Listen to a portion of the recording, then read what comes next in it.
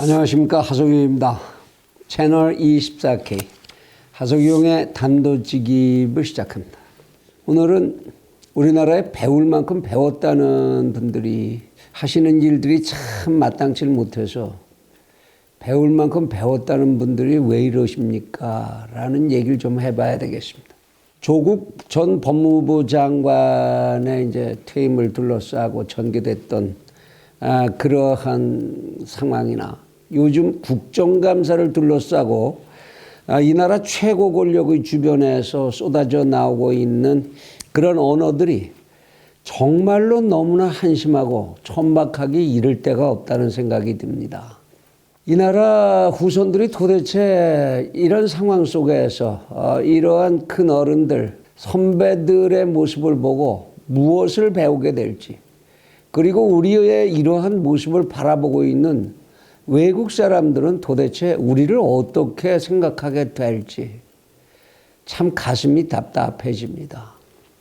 그 중에서도 이 나라 권력의 심장부인 청와대에 대한 국정감사 현장에서 벌어진 국회의원과 대통령 보좌진들 간의 오고 간 거친 대화가 그 상스럽고 그리고 무도함에 실망을 금할 수가 없습니다.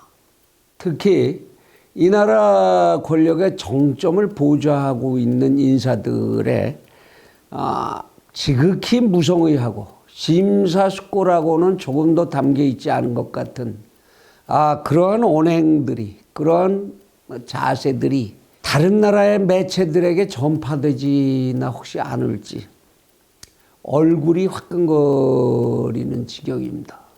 지금 현재 국내외에서 우려가 여기저기서 쏟아져 나오고 있는 그러한 대한민국의 경제 상황, 그리고 안보 상황, 이러한 객관적 현실을 두고도 글쎄요, 어떠한 현재 문재인 정권의 실정이라는 거 하나도 사례가 생각나지 않는다고 잡아떼는 비서실장의 모습.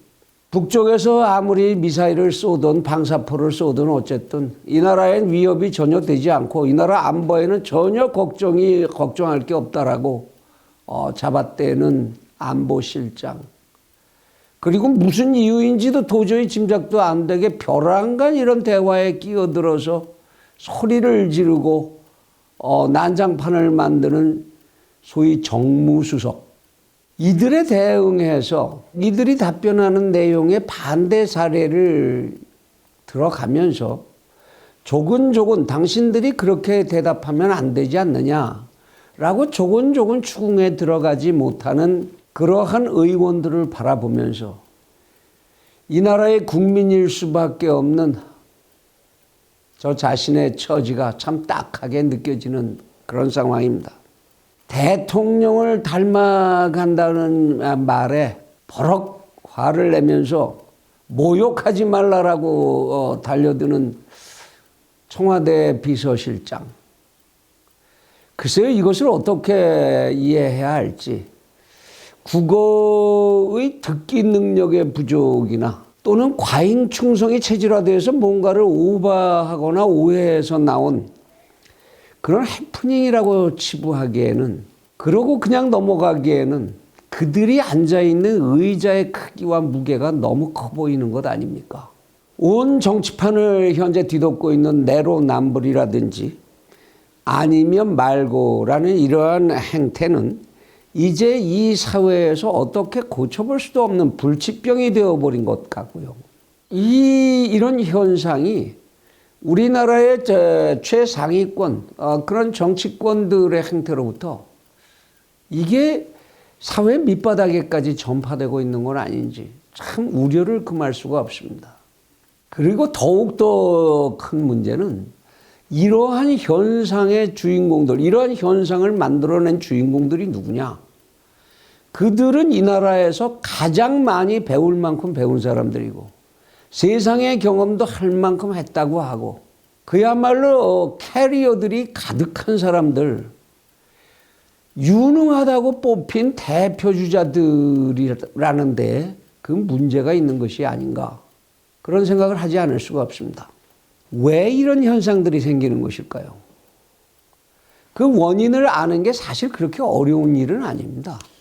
2019년에 대한민국이라는 사회는 그 사회가 기대고 있는 가장 중심적인 가치를 무엇으로 가지고 있습니까?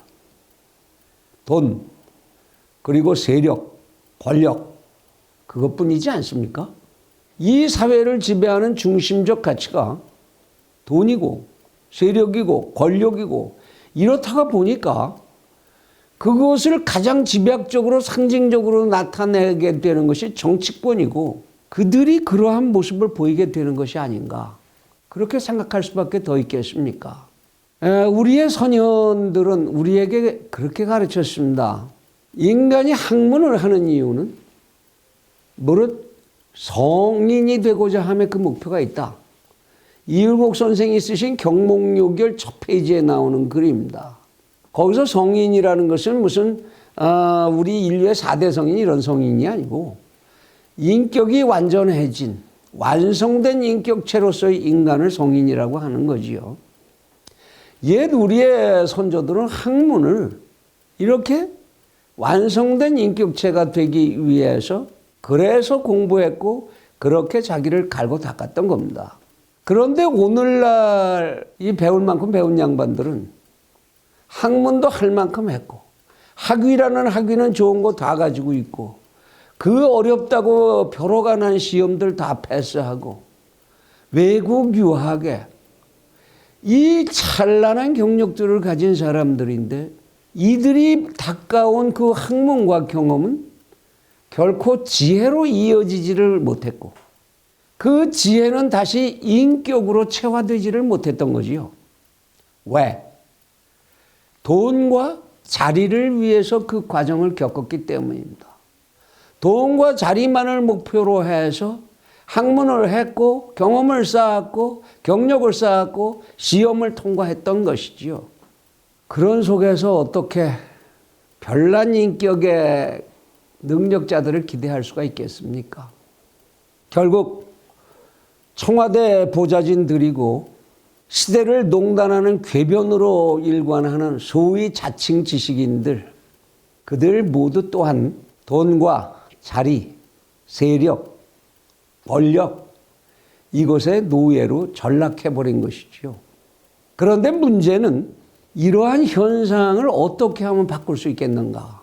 결국 그 답은 우리 국민 전체가 바뀌어서 사회적 분위기 전체가 바뀌어야 한다는 것일 터이고 우리는 정말 그렇게 변화할 준비가 되어 있는 것인지 여기에 딱 부러진 답을 할 수 없어서 답답한 마음입니다.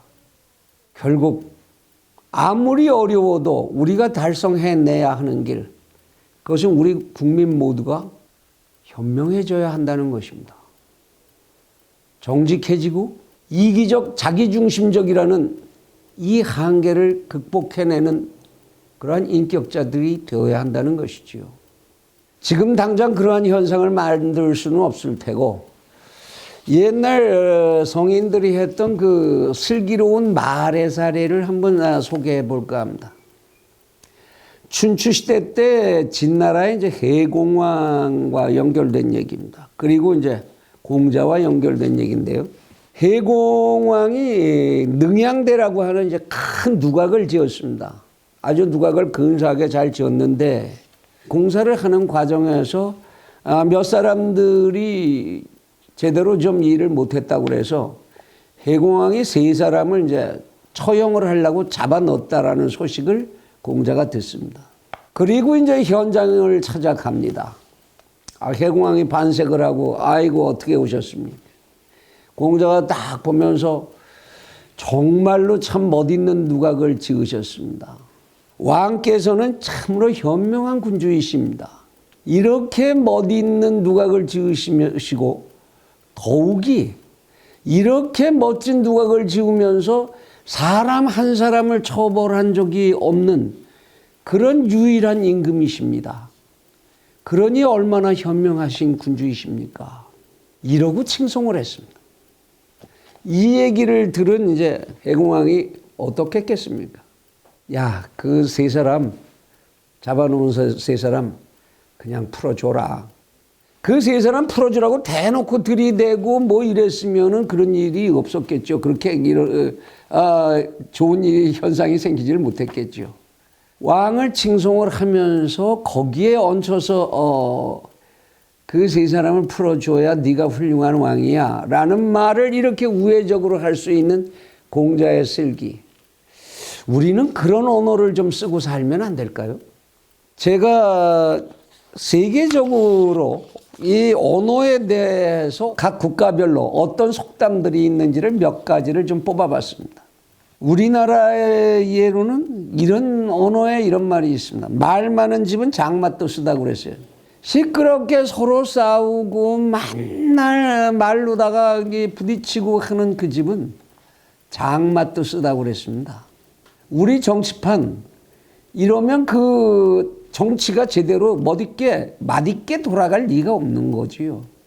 검에는 2개의 날이, 사람의 입에는 100개의 날이 달려있다라는 속담은 베트남의 속담입니다.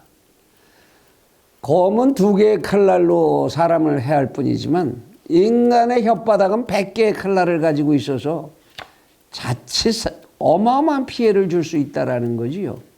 당신의 입안에 들어있는 한 말은 당신의 노예가 되지만 그것이 입 밖에 나오면 당신의 주인이 된다.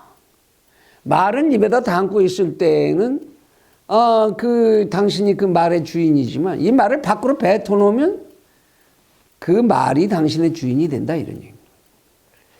유태인들 사이에서 전해지는 속담입니다. 남의 입에서 나오는 말보다도 자기의 입에서 나오는 말을 잘 들어라. 내가 무언가 말을 하려고 하면 100번, 1000번 먼저 생각해보라 그런 얘기죠. 이 또한 유태인들의 속담입니다. 올바르게 실행할 생각이 전혀 없는 사람은 얘기를 그럴듯하게 잘하는 법이다. 뭔가 진짜로 괜찮은 일을 하려고 하는 사람, 그런 사람이 아니고 뭔가 하는 것처럼 보이려고만 하는 사람, 그 사람들이 말은 더 뻔지르르하게 하는 법이다라는 얘기입니다. 프랑스의 속담입니다. 구약 성서의 잠언에는 이런 말도 나옵니다. 미련한 자는 그 입으로 망하고 그 입술이 스스로의 올가미가 된다. 오늘 우리나라의 어느 사람들에게 꼭 전해주고 싶은 그런 속담들입니다. 우리 국민 모두가 진지하게 우리가 매일같이 쓰고 있는 언어를 다시 한번 나의 언어는 바른가 다시 한번 성찰해야 할 때라고 생각합니다. 감사합니다.